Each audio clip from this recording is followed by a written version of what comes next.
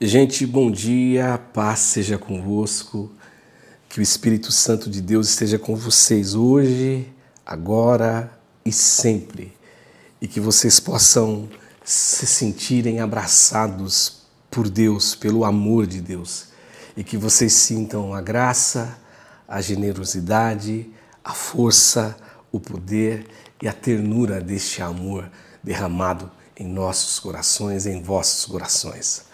Hoje eu queria conversar com vocês um pouquinho a respeito de um salmo, que é Salmo de Davi.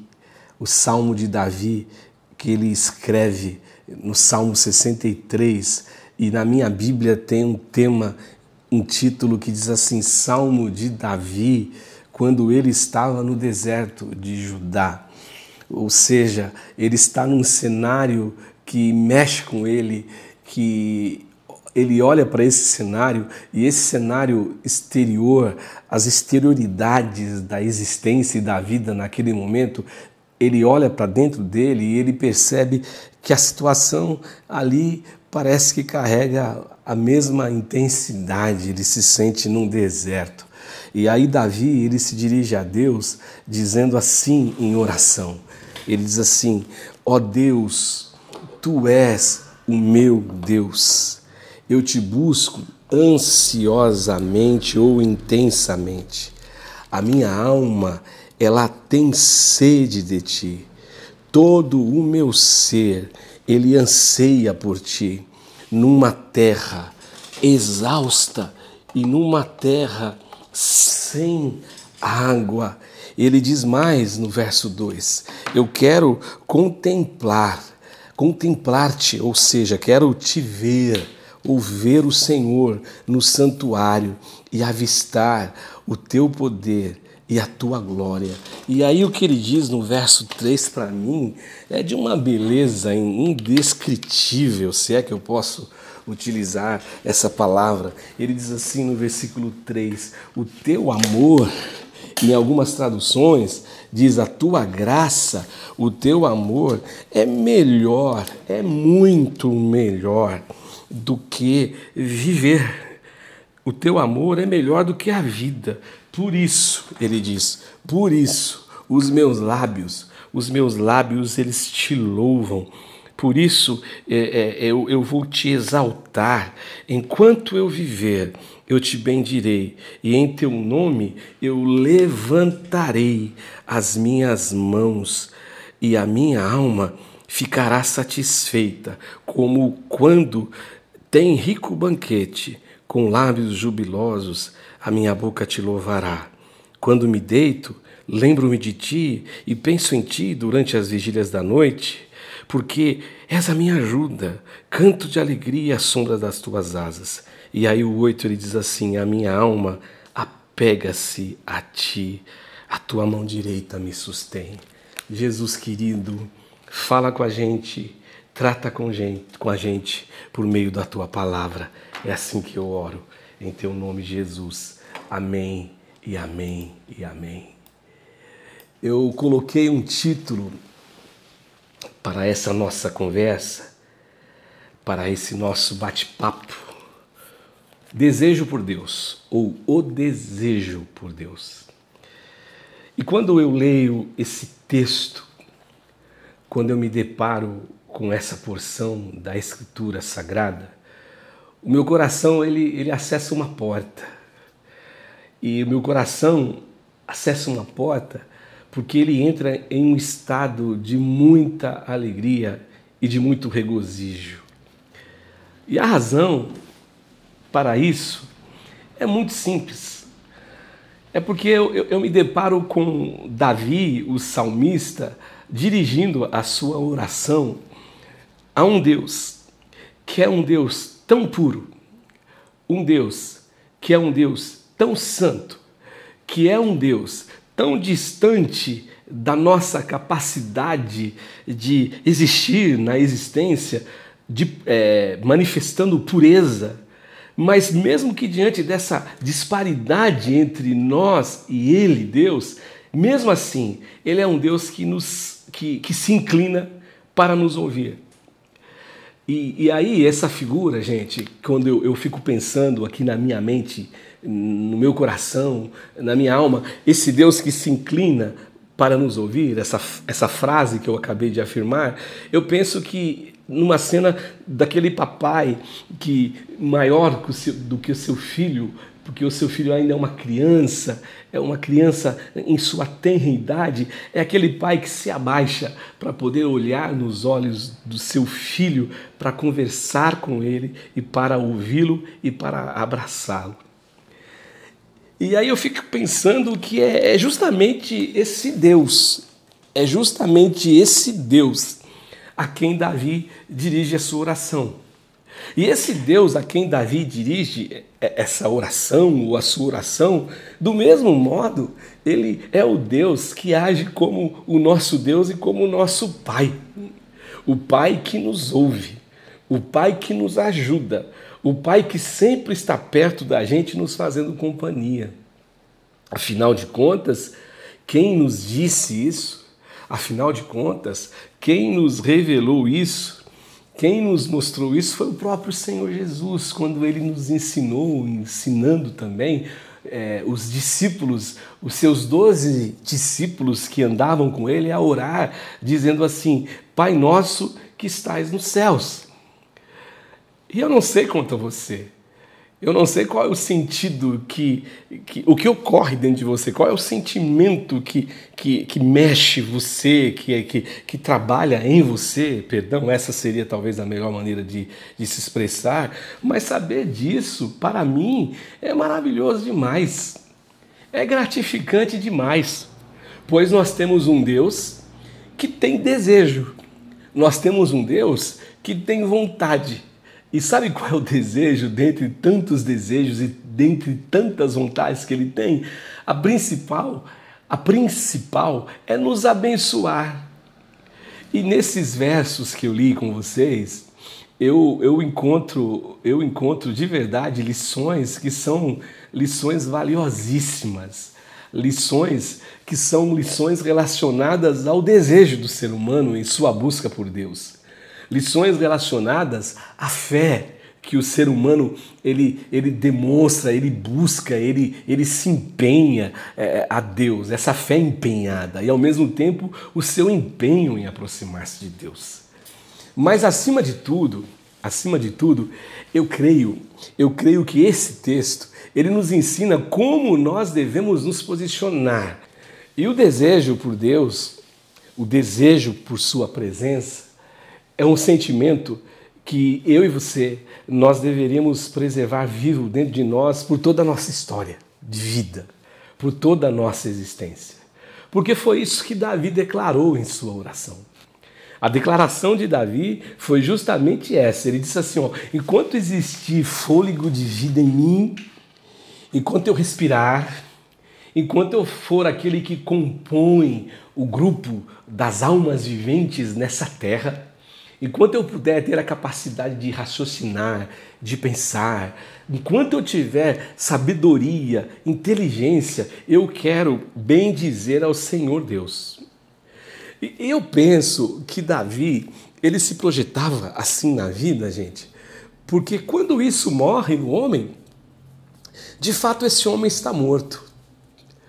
Quando esse sentimento ele é aplacado dentro de nós já morremos. Sabe, morremos, por que eu estou dizendo isso? Eu acredito que nós já morremos e a gente se torna um ser humano morto, um walking dead. Nós nos tornamos um walking dead, sabe por quê? No sentido de ser morto para aquilo que tem significação na vida. Nós somos um sujeito e nos tornamos pessoas, nós nos tornamos sujeitos, nos tornamos pessoas mortas para aquilo que é o verdadeiro significado da existência. E Davi, nessa oração, ele nos ensina algumas lições nessa oração que ele fez a Deus. Eu estava pensando, eu estava meditando nessa história e eu fiquei pensando, poxa vida, se um dia as minhas orações fossem publicadas, se um dia as minhas orações que eu já dirigi ao Deus ao longo dos meus 58 anos de vida, se as minhas orações que eu dirigi ao Pai, elas fossem escritas e elas fossem publicadas em um livro, essas orações, será que elas inspirariam pessoas na busca, no aperfeiçoamento da sua relação com Deus? Será que ela teria legados, ela teria ensinamentos e lições? Eu de verdade gostaria muito, se um dia eu tivesse uma oportunidade de fazê-lo, de escrever um livro com as minhas orações. Gostaria muito de que elas fossem orações inspiradoras, que tocasse a alma do ser humano, que tocasse a vida de alguém que talvez atravessando por um deserto, como Davi atravessava aqui o deserto de Judá, ele pudesse sentir... Perdão, gente. A alegria, a satisfação, a presença de Deus e também desejar, anelar por Deus, como Davi e como no caso eu estaria demonstrando a eles por meio das minhas orações. Mas a primeira lição que Davi nos ensina aqui nesse texto é que eu e você precisamos ter convicção de quem é Deus para nós. Ó Deus, Tu és meu Deus, é o versículo 1. E embora isso possa parecer meio óbvio, embora isso possa parecer meio trivial, eu fico imaginando quantas pessoas que vivem suas vidas, que passam pela existência, mas sem nunca descobrirem isso de verdade. Elas carregam no coração certeza de tantas coisas, elas carregam no coração muitas certezas, mas menos a certeza de que Deus está ao lado delas e com elas. Menos a certeza de que Deus vive com elas e se preocupa com elas. Menos essa certeza. E por incrível que pareça, muitas dessas pessoas são pessoas que se assentam nos bancos das igrejas. São pessoas que são membros de comunidades cristãs, comunidades evangélicas espalhadas pelo mundo, pelos países, que têm histórias, que carregam dentro da mente histórias de frequentar reuniões, de frequentar cultos, de frequentar um grupo, um local, uma comunidade onde se fala em nome de Deus e se diz e dizem coisas para Deus. E muitas dessas pessoas carregam a Bíblia. Muitas dessas pessoas, elas oram, mas não conseguiram transformar todo um conjunto de informações e de situações vividas e informações recebidas, na verdade segura de quem é Deus para elas.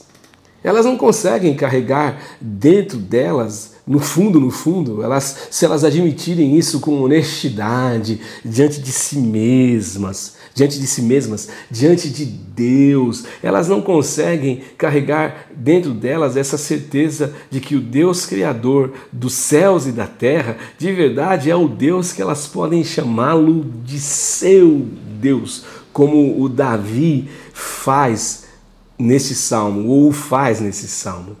Podem até falar, podem até dizer, mas elas o fazem sem nenhuma convicção da alma ou na alma.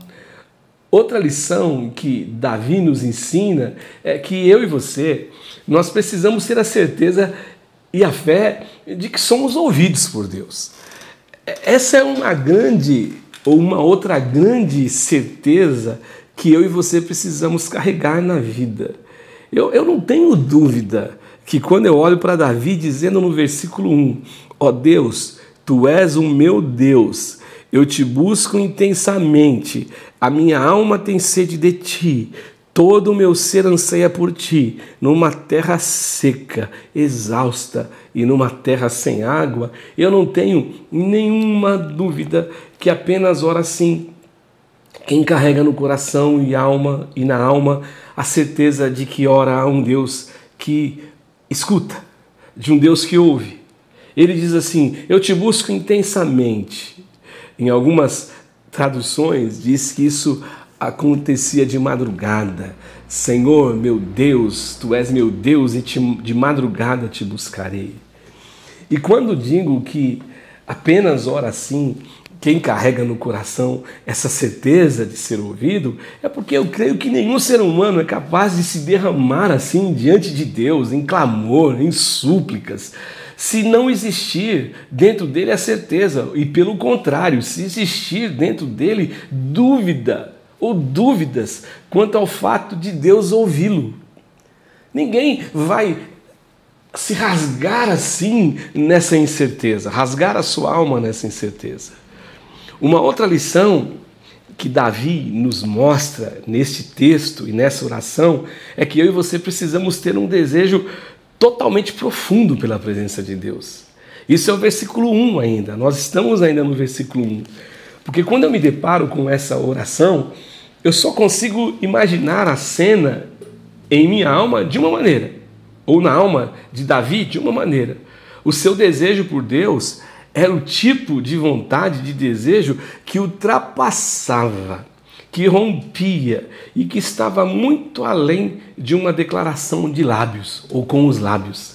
Era muito acima disso. Não era uma oraçãozinha qualquer, não era uma conversa qualquer, não era um bate-papo sem atenção, não era aquela conversa que você encontra com alguém que você não conhece, que você não sabe o nome e que você começa a conversar e você até pergunta o nome da pessoa e ali conversam alguns minutos e depois aquela pessoa vai embora e você também, e se você para pensar, cara, como que era o nome daquela pessoa? Não, não é assim que Davi ora a Deus. Eu penso, sem sombra de dúvidas, que é apenas e tão somente assim que o nosso desejo por Deus deve existir. É esse sentimento que deve nascer no mais profundo do nosso ser. Esse deve ser o grito na nossa alma, um grito desejoso, um grito que você sabe a quem você está orando. E tem que ser um desejo que esteja acima dos nossos interesses. Tem que ser um desejo por aquilo que nos satisfaz de verdade.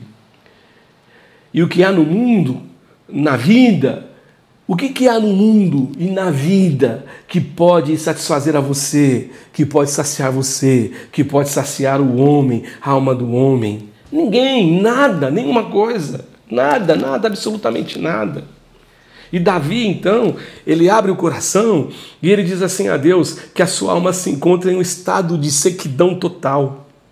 O deserto, que era o cenário, como eu disse no início, que ele se encontrava, foi esse deserto que o inspirou a orar assim. Porque no fundo, a constatação que Davi fez, ou teve, foi a seguinte: olha, eu estou aqui nesse deserto, calor demais durante o dia, frios, temperaturas baixíssimas durante a madrugada, durante a noite, e aqui eu passando um perrengue terrível. E aí quando ele olha para isso, quando ele olha para essa situação, para esse cenário do lado de fora, isso o inspirou a orar, porque ele chegou à constatação que ele estava seco também, que ele estava seco, ele estava sem água. E muitas vezes, em nossa jornada nessa terra, esse sentimento se faz presente em nossas vidas. E o que é interessante é que ele se faz presente e ele sentimento insiste em nos acompanhar. E nos sentimos totalmente debilitados com isso, né? Nós nos sentimos fracos e a nossa única vontade é de se prostrar, é prostração. A dor a impressão que eu tenho, gente, que a dor, ela parece ser muito maior do que a força para buscarmos a Deus. E quanto vai se acumulando de angústia em nossa alma e parece que o caminho do encontro, do acesso a Deus, ele vai se tornando mais distante ainda. É por isso que eu tenho que ter um desejo profundo por Deus. Outra lição que Davi nos ensina, que eu preciso que eu preciso aprender mesmo, que existe força e poder apenas na presença de Deus. É em Deus que eu vou encontrar força e poder. Ele fala assim, ó, eu quero contemplar-te no santuário e avistar o teu poder e a tua glória. Olha, gente, de verdade, é difícil para as pessoas entenderem isso. E eu confesso para vocês que eu gostaria muito que elas entendessem.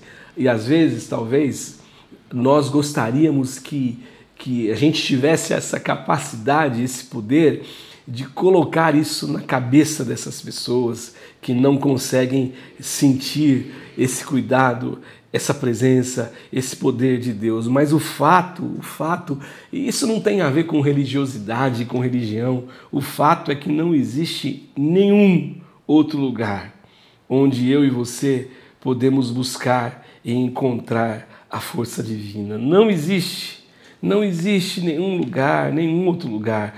O único lugar é na presença dEle. O único lugar é na oração que nós dirigimos a Ele, é no nosso encontro. O único lugar é diante da grandeza, da majestade dEle, do poder dEle, que mesmo diante dessa grandeza e dessa majestade, é alguém que se inclina para nos ouvir, é alguém que abre os ouvidos para nos ouvir, é alguém que abre os olhos para nos ver. É isso que eu vejo, eu vejo exatamente isso. Outra lição que está no verso 3, que ele nos ensina, e eu acho isso de uma beleza, de uma coisa linda demais, é que ele diz assim, Davi nos ensina que passar pela existência sem conhecer o amor de Deus não é vida, não é viver. Olha, isso é muito forte, gente. Passar por uma existência sem o amor de Deus não é viver. Versículo 3, o teu amor é melhor do que a vida, por isso os meus lábios te exaltarão. Em outras traduções, ao invés do amor, o texto, eles usam, quem o traduziu, a palavra graça. A tua graça é melhor do que a vida, a tua graça é melhor do que viver, mas a verdade é que graça, amor, companhia, misericórdia, ajuda, a presença de Deus sempre será aquilo que dará significado para se viver, aquilo que vai nos empurrar para a vida abundante. No fundo, o que Davi está dizendo é que viver sem Deus na vida, podemos dar a isso o nome que for, mas nunca será vida, porque nós apenas encontramos razão de viver e existir em Deus, e esta é a grande das verdades, de todas as verdades que podem existir. Essa supera todas as coisas, todas as verdades. A verdade é que Deus é o nosso ar que respiramos. A verdade é que nós só podemos existir em Deus, em nada mais além de Deus. Amém, amém. Louvado seja o teu nome.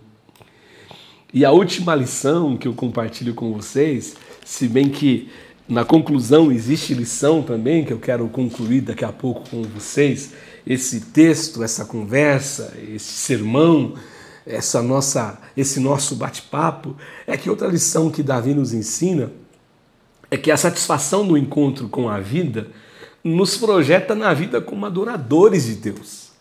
Isso está do verso 3 ao verso 5, quando ele fala, né? O teu amor é melhor do que a vida. E diante disso, olha o que ele diz, por isso, olha a projeção para a vida de louvor e de adorador a Deus. Por isso os meus lábios te exaltarão. Enquanto eu viver, eu te bendirei, e em teu nome levantarei as minhas mãos. A minha alma ficará satisfeita, como quando tem rico banquete, com lábios jubilosos, alegres, felizes, a minha boca te louvará. Eu acho isso lindo demais. Davi diz que era por conta disso, dessa satisfação do encontro com a vida, do encontro com Deus, ele havia sido projetado como um adorador de Deus. Eu acho lindo que ele diz assim, é por conta disso que os meus lábios te louvarão. Porque como permanecer na vida em um posicionamento de inércia em relação a Deus quando nós recebemos dele amor, graça, misericórdia, cuidado e muito mais coisas. E ele, Davi, ele afirma a Deus no verso 4 que o seu compromisso em louvá-lo seria para sempre. Eu disse sobre isso também, já falei a respeito disso. Em outras palavras, enquanto ele tivesse fôlego de vida, nada na vida o levaria a abandonar a Deus, a sua decisão em adotar um comportamento de louvor. O meu comportamento será de louvor, o meu comportamento será de adoração. E o que eu acho lindo, é que no verso 5, Davi diz uma coisa que eu acho linda demais, maravilhosa. Ele faz uma comparação de ter a sua alma satisfeita quando alguém tem um rico banquete, ou quando ele tinha ou poderia ter um rico banquete. Agora, eu não sei você, na verdade, eu entendo que Davi não estava comparando a presença de Deus a um rico banquete. Porque Deus é muito melhor, porque senão ele entraria numa contradição, já que ele disse no verso 3 que o amor de Deus, a graça de Deus é melhor do que viver. Mas eu penso que quando Davi faz essa afirmação, ele estava fazendo essa afirmação para ensinar aqueles que achavam espaço em seus corações para ter gratidão apenas quando se vivia as regalias da vida. Até porque para Davi, como eu disse, viver sem a graça de Deus e sem o amor de Deus não era vida. Então, se alguém acha que a graça da vida é só quando tem banquete, que a graça da vida é só quando tem recurso, isso é um pensamento equivocado.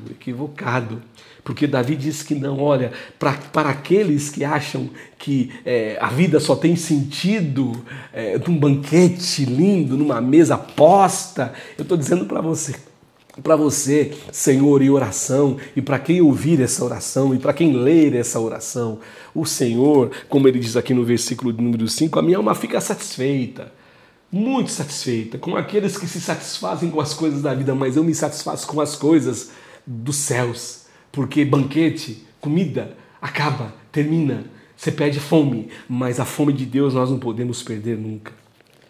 E a minha conclusão, e que eu digo para vocês, é que de verdade eu acho lindo como Davi ele ora a Deus no verso 6 até o verso 8. Eu acho muito lindo o que Davi diz do verso 6 ao verso 8.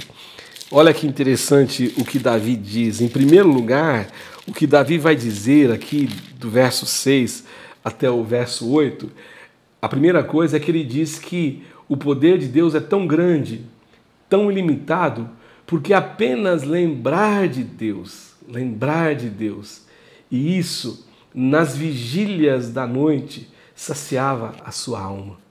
Isso alegrava o seu coração, de tal modo que ele se sentia ajudado, o que levava também ele a cantar com alegria.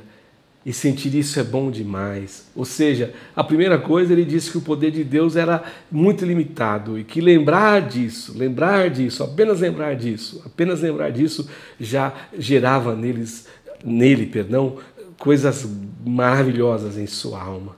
Isso alegrava seu coração. Isso é lindo demais. Quem já se sentiu assim sabe do que Davi está falando. Davi sabe que Deus, ele era o único, e eu repito, o único capaz de preencher com alegria e com satisfação e com uma vida que só procede dele a sua alma. Só Deus poderia fazer isso. Isso porque apenas em Deus, eu e você encontramos vida abundante. E aí ele diz no versículo 8 que a minha alma se apega em ti. Olha que lindo, gente. A minha alma apega-se a ti e a tua mão direita me sustém. Que eu e você, a gente possa aprender de verdade a desejar Deus, a querer Deus, a precisar de Deus, precisarmos de Deus, melhor dizendo assim. Que eu e você possa ter esse desejo hoje e sempre, todos os dias. porque é isso que vai nos manter vivos diante da vida e principalmente diante dele, diante de Deus. Senhor Jesus, obrigado, Jesus. Obrigado por o Senhor ser esse Deus para nós e em nós. Obrigado por nos ensinar a viver assim. Que a nossa alma, é a minha oração, possa te desejar sempre, sempre, todos os dias. Amém e amém. Deus abençoe vocês. Um grande beijo no coração de cada um de vocês. Amém.